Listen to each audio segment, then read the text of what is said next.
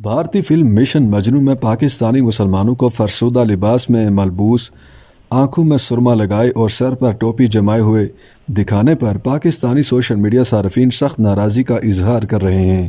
Film میں مسلمانوں کو دقیانوسی اور روایتی انداز میں پیش کرنے پر ٹویٹر صارفین نے کڑی تنقید اور تبصرے کیے ہیں۔ حال ہی میں نیٹ فلکس انڈیا کی جانب سے مشن مجنو نامی بھارتی فلم کا ٹریلر جاری کیا گیا، جس کے بعد سوشل میڈیا پر ایک نئی بحث چھڑ گئی۔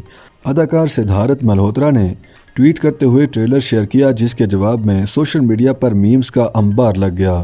فلم میں سدھارتھ ملہوترا بھارتی جاسوس بن کر پاکستان جاتا ہے۔ اس دوران وہ جس سے بھی ملتا ہے آداب کا لفظ استعمال کرتا ہے۔ اسے سر پر ٹوپی ٹکائے اور آنکھوں میں سرما لگائے دکھایا جاتا ہے۔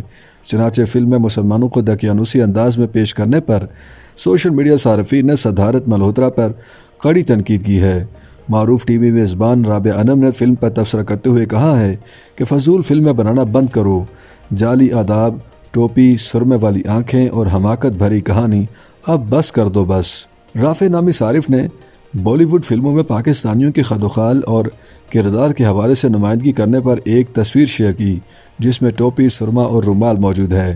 عبدالاحد جاوید نے لکھا کہ میرا ایک سوال ہے، کیا واقعی آپ سمجھتے ہیں کہ ایک ایجنٹ پاکستان میں آداب بولتا ہوگا تاکہ فوری طور پر پکڑا جائے؟ ایک اور ٹویٹر صارف نے لکھا کہ بالی ووڈ کئی دہائیوں سے پاکستان کے خلاف پروپیگنڈا کر رہا ہے اور اب تک انہیں یہ معلوم نہ ہو سکا کہ پاکستانی مسلمان جب ایک دوسرے سے ملتے ہیں تو آداب نہیں کہتے، وہ السلام علیکم کہتے ہیں۔ انہوں نے بھارتیوں کو مخاطب کرتے ہوئے کہا کہ نفرت کرتے ہوئے کم از کم عقل کا استعمال تو کر لیا کرو۔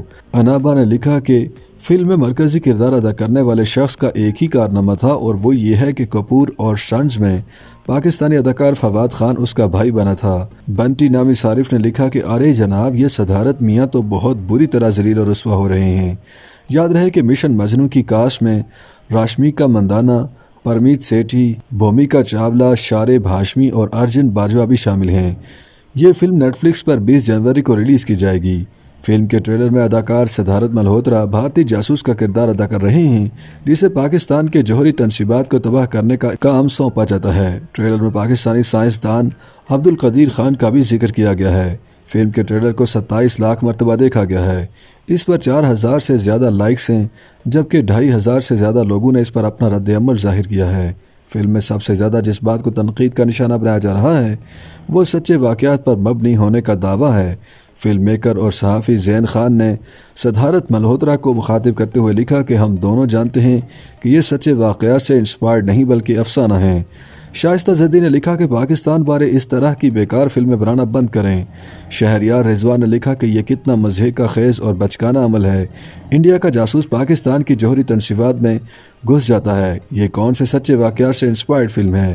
نیٹ فلکس پلیز لوگوں کو گمراہ کرنا بند کرو، اوریجنل آئیڈیاز لے کر آؤ، یہ 2023 ہے۔ ایک اور صارف عزیر سعید نے لکھا کہ پاکستان کے خلاف نفرت پھیلانے کا انڈین جنون قابو سے باہر ہوتا جا رہا ہے۔ اگر آپ کے پاس پیسے ہیں، طاقت اور ہمت ہے تو آپ ان کا استعمال ایسا ماحول پیدا کرنے میں کریں جو امن، ہم آہنگی پیدا کرے اور ہمارے رہنماؤں کو دیر پا دوستی کے لیے راستہ ہموار کرنے پر مجبور کرے۔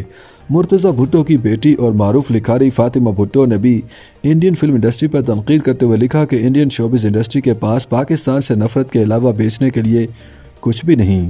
عیسیٰ ملک نامی صارف نے فلم کے ٹریلر میں دکھائے گئے پاکستانی نیوکلیئر پلانٹ کی تصویر شیئر کرتے ہوئے کہا کہ میں حیران ہوں کہ بم نے ٹوپی نہیں پہنی، کاجل نہیں لگایا اور اس نیوکلیئر پلانٹ نے بھی پھٹتے وقت آداب نہیں کہا۔